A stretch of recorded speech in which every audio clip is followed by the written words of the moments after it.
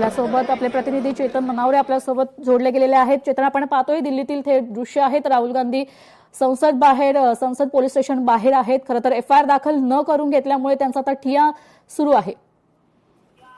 निश्चितच तेजल, कारण आपण ज्या प्रकारे पाहत आहोत की संसदेमध्ये या संदर्भात चर्चा झाली होती, त्यावेळी मंत्री जे.पी. नड्डा यांनी स्पष्ट नकार दिला होता की अशा कुठल्याही प्रकारचा गनचा वापर आहे तो करण्यात आलेला नव्हता. मात्र दुसरीकडे राहुल गांधी असतील किंवा प्रियंका गांधी असतील यांनी सातत्याने आरोप केलेले होते की पॅलेट गनचा वापर झालेला आहे, त्यामुळे मोठ्या प्रमाणामध्ये विद्यार्थी ते जखमी झालेले आहेत आणि पॅलेट गनमुळे आता जखमी झालेले जे विद्यार्थी आहेत त्यांनाच घेऊन थेट राहुल गांधी आहेत ते संसद मार्ग पोलीस ठाण्यामध्ये दाखल झालेले होते. त्यांची म्हणणं होतं की ज्यांनी अशा प्रकारे हा वापर केला आहे त्यांच्याविरोधात गुन्हे दाखल करावेत आणि तक्रार अर्ज घेऊन ते स्वतः पोलीस ठाण्यात पोहोचलेले होते. त्यामुळे जोपर्यंत गुन्हा दाखल होत नाही तोपर्यंत आपण या ठिकाणाहून उठणार नाही असा थेट पवित्रा आहे तो घेत आता कुठेतरी ठिय्या आंदोलन आहे ते राहुल गांधी यांनी सुरू केलेलं आहे. त्यांच्यासोबत जे पॅलेट गनमुळे जखमी झालेले विद्यार्थी होते, जे दावा केला जातो की पॅलेट गनमुळे ते जखमी झालेले आहेत, असे विद्यार्थी देखील सोबत या ठिय्या आंदोलनात पाहायला मिळत आहेत.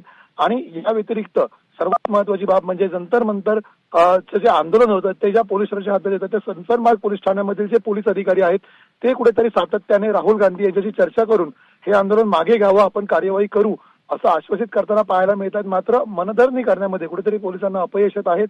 राहुल गांधी आपल्या हट्टावरती आता ठाम आहेत आणि एकंदरीत जोपर्यंत या प्रकरणी गुन्हा दाखल होत नाही तोपर्यंत आपण ही जागा सोडणार नाहीत असा पवित्रा घेऊन आता ठिय्या देताना पाहायला मिळतात. तेजत, आपण जर पाहिलं तर सगळ्यात महत्वाचं म्हणजे उद्या राहुल गांधी महाराष्ट्रात येत आहेत, पुण्यात येत आहेत.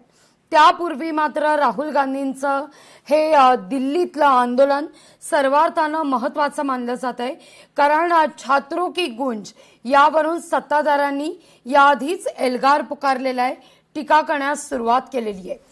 मुंबईतल्या महाराष्ट्रातल्या पुण्यातल्या या कार्यक्रमापूर्वी राहुल गांधी एफआयआर दाखल करण्याकरता पॅलेट गनमुळे जखमी झालेल्या विद्यार्थ्यांसमवेत दिल्लीत जाणं, तिथं कंप्लेंट करण्याकरता दाखल होणं आणि त्यानंतर कंप्लेंट न घेणं आणि यावर ठिय्या देणं, या सगळ्या गोष्टी काँग्रेसच्या पथ्यावर पडताना दिसत आहेत का? निश्चितच, कारण आपण याआधीही पाहिलं असेल एमपीएससीचे विद्यार्थी असतील किंवा वेगवेगळ्या विद्यार्थी संघटना आहेत त्या महाराष्ट्रामध्ये ज्यावेळी आंदोलन करतात ते पुण्यातून आक्रमक होताना पाहायला मिळतात.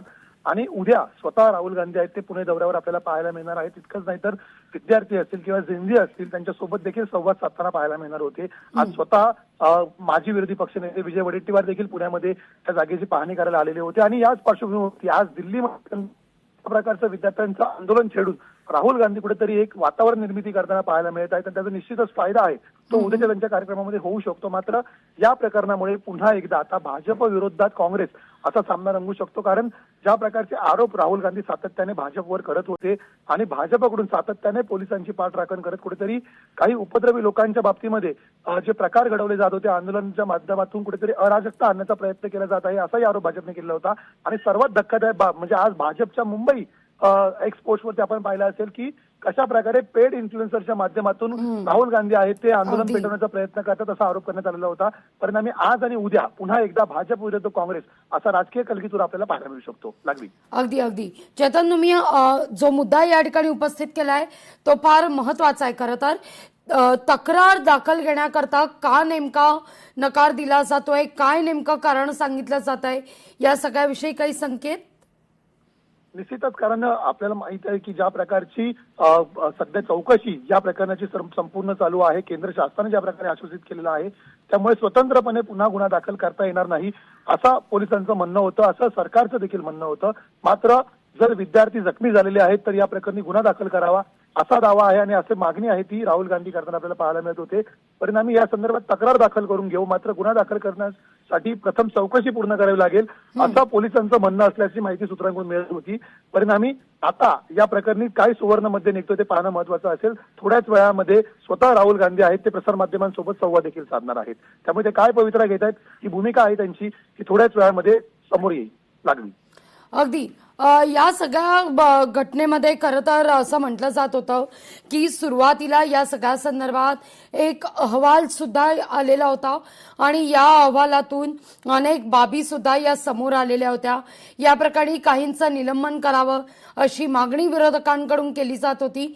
आता या सगळ्या घडामोडीनंतर पुन्हा विद्यार्थ्यांसमवेत जेव्हा राहुल गांधी समोर येत आहेत त्यावेळी मात्र हे मुद्दे पुन्हा एकदा शीर्षस्थानी येताना दिसत आहेत, केंद्रस्थानी येत आहेत. निश्चितच लागली, कारण याआधी देखील सर्वोच्च न्यायालयामध्ये ज्यावेळी सर्व प्रकरण गेलेलं होतं, सर्वोच्च न्यायालयाने हे प्रकरण थेट धुडकावून लावलेलं होतं. त्यानंतर उच्च न्यायालयामध्ये दिल्लीच्या एकंदरीत या प्रकरणाचे पडसाद पाहायला मिळाले होते. न्यायालयाने पोलिसांनी घेतलेल्या लाठीचार्जच्या भूमिकेविरोधात देखील तीव्र नाराजी व्यक्त केली होती. मात्र दुसरीकडे एकंदरीतच पोलिसांच्या आणि गृह विभागाच्या चौकशीअंती काही अराजकता माजवण्यासाठी काही समाजकंटकांकडून फॉरेन फंडिंग देखील झालेले होतं आणि सगळ्यात महत्त्वाचा बाब म्हणजे पाकिस्तानच्या काही हँडल्सवरतून असा आरोप देखील करण्यात आलेला होता की पोलिसांकडून एकंदरीत आणि भाजपाकडून विशेषतः असा दावा केला जात होता की काही पाकिस्तान हँडलर्स आहेत ते या ठिकाणी आपल्याला आंदोलनाचे काही पोस्ट आहेत ते हँडल करताना पाहायला मिळालेले होते. त्यामुळे सर्व प्रकरणाची चौकशी आहे ती केंद्रीय गृह विभागासहित वेगवेगळ्या तपास यंत्रणांकडून एकाच वेळी सुरू होती आणि अशा परिस्थितीमध्ये स्वतंत्रपणे आता गुन्हा दाखल करण्याची मागणी राहुल गांधी करत असल्यामुळे पुन्हा एकदा राजकीय कलगीतुरा रंगलेला होता. मात्र दुसरीकडे सीजेपी या संदर्भात काय भूमिका घेते हेही पाहणं तितकंच महत्वाचं होईल, कारण त्यांच्या आंदोलनामध्ये झालेला हा लाठीचार्ज होता. परिणामी सीजेपी आणि काँग्रेसमध्ये देखील आता श्रेयवादाची लढाई सुरू होताना आपल्याला पाहायला मिळत आहे. मध्यंतरी दिपके यांनी केलेली टीका असेल, काँग्रेसकडून केलेले आरोप असतील आणि पुन्हा आता दोन्ही एकाच व्यासपीठावर येणार का? पुण्यामध्ये विशेषतः आपण पाहत आहोत की उद्या ज्यावेळी राहुल गांधी येतील त्यावेळी सीजेपीची भूमिका काय असेल हेही पाहणं तितकंच महत्वाचं असेल, कारण विद्यार्थी ज्या प्रकारे सीजेपीच्या पाठीमागे उभे राहिले होते त्यानंतर विरोधी पक्षातील सर्वच नेते सीजेपीच्या व्यासपीठावर आपल्याला पाहायला मिळालेले होते. परिणामी प्रत्येकाला आपली एक वोट बँक आहे ती सेव्ह करायची आहे. त्या माध्यमातून आता प्रत्येक विरोधी पक्ष आहे तो आक्रमक होताना पाहायला मिळतोय आणि राहुल गांधी यांचं आजचं आंदोलन हा त्याचाच एक भाग असल्याचं राजकीय वर्तुळात म्हटलं जात आहे. परिणामी आजच्या या आंदोलनाचं फलित काय मिळतंय आणि राहुल गांधी अखेर या आंदोलनाच्या अखेर काय भूमिका घेत आहेत हे अवघ्या थोड्या वेळामध्ये ते पत्रकार परिषद घेतात त्यामधून स्पष्ट होताना पाहायला मिळेल. लागली अगदी, कारण चेतन बराच वेळ झालाय, साधारणतः 30 मिनिटं उलटून गेलेली आहेत या सगळ्या घटनेला. तक्रार काही घेतली जात नाहीये आणि त्यानंतर आता मात्र जर दृश्य आपण पाहिली तर काही मिनिटात काही सेकंदात या ठिकाणी पत्रकार परिषदेला सुरुवात होती असंच म्हणायला हवं, कारण अद्यापही 30 मिनिटांनंतरही ठिय्या हा सुरूच आहे. तोडगा कसा निघणार आहे या सगळ्यातून? निश्चितच आता पोलीस एकंदरीत ज्या प्रकारे समजूत काढण्याचा प्रयत्न करत होते आणि त्यानंतर पुन्हा एकदा राहुल गांधींनी आंदोलन सुरू केलं.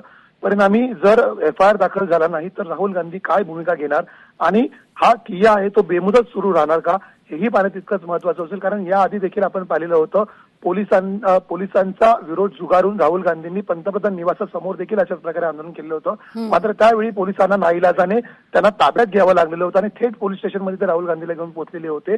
आता देखील या ठिकाणी जर राहुल गांधी अशाच प्रकारे वागत असतील तर पोलीस कठोर भूमिका घेणार की पुन्हा एकदा समजूत करण्याचा प्रयत्न करणार हेही पाहणं तितकंच महत्वाचं असेल आणि हे आंदोलन कितपत ताणलं जाणार हेही राहुल गांधी यांच्या भूमिकेवर अवलंबून असेल. परिणामी पुन्हा एकदा अटकेची कारवाई होणार की समजुतीने निकाली लागणार हे अवघ्या काही मिनिटांमध्ये पुढच्या स्पष्ट होऊ शकतं. अगदी चेतन, जर दृश्यात पाहिलं तर त्या ठिकाणी असलेले काही पोलीस कर्मचारी राहुल गांधींशी संवाद साधताना दिसत आहेत. राहुल गांधी हात जोडून त्यांना काहीतरी सांगताना देखील दिसत आहेत. काय या सगळ्या संदर्भात तक्रार घेण्याच्या दृष्टीनं काही पावलं उचलली जात आहेत का हे देखील पाहणं महत्वाचं आहे. पण राहुल गांधी या ठिकाणी प्रसारमाध्यमांशी काही क्षणातच संवाद साधतील. निश्चित स्वतः आता डीसीपी आहेत ते या ठिकाणी आलेले आहेत आणि डीसीपींमार्फत राहुल गांधींची मनधरणी करण्याचा प्रयत्न सुरू आहे. एकंदरीत आपण पाहत आहोत की ज्या प्रकारे राहुल गांधी त्या ठिकाणी ठिय्या देऊन बसलेले आहेत आणि मोठ्या संख्येने आता काँग्रेस नेते जे आहेत स्थानिक ते देखील त्या ठिकाणी पोहोचण्यास सुरुवात झालेली आहे. सुरजेवाला स्वतः त्या ठिकाणी पोहोचलेले आहेत. परिणामी पॅलेटगनच्या माध्यमातून झालेल्या जे जखमी झालेले विद्यार्थी आहेत त्यांचं म्हणणं ऐकून घ्यावं आणि या ठिकाणी कठोर कारवाई पोलिसांनी करावी हीच मागणी आहे आणि जोपर्यंत ही कारवाई केली जात नाही, हा गुन्हा दाखल केला जात नाही, तोपर्यंत आपण हे ठिकाण सोडणार नाही असा एकंदरीत जो पवित्रा आहे तो राहुल गांधींनी घेतलेला आहे. परिणामी डीसीपी आता काय आश्वासन देत आहेत हेही पाहणं तितकंच महत्वाचं असेल. काही सुवर्ण मध्य डीसीपींच्या माध्यमातून राहुल गांधींपर्यंत पोहोचवला जातोय का की डीसीपींनी दिलेला पर्याय न निवडता पुन्हा एकदा आपल्या ठिय्या आंदोलनावर राहुल गांधी ठाम राहत आहेत हे अवघ्या काही मिनिटांमध्ये स्पष्ट होईल. आपण स्वतः पाहत आहोत की एकंदरीत कशा प्रकारचं वातावरण त्या ठिकाणी तणावाचं निर्माण झालेलं आहे, कारण मोठ्या संख्येने आता काँग्रेसचे कार्यकर्ते देखील या ठिकाणी येत आहेत, विद्यार्थी देखील येत आहेत. परिणामी आता ही भूमिका कितपत ताणली जाते की समजुतीने राहुल गांधी माघार घेणार आणि एका आश्वासनावरती हे आंदोलन स्थगित करणार हेही पाहणं तितकंच महत्वाचं असेल. लागवी अगदी आपण चेतन पुन्हा एकदा प्रेक्षकांना ही बातमी समजावून सांगूया. तुम्ही असेच आमच्या समवेत जोडले राहा. साधारणतः 12:30च्या दरम्यान राहुल गांधी हे 12:15 12:30च्या दरम्यान संसद मार्ग पोलीस ठाण्यामध्ये दाखल झाले. पॅलेट गनमुळे जखमी झालेल्या विद्यार्थ्यांना घेऊन तक्रार दाखल करण्याकरता म्हणून ते संसद मार्ग पोलीस ठाण्यात पोहोचले.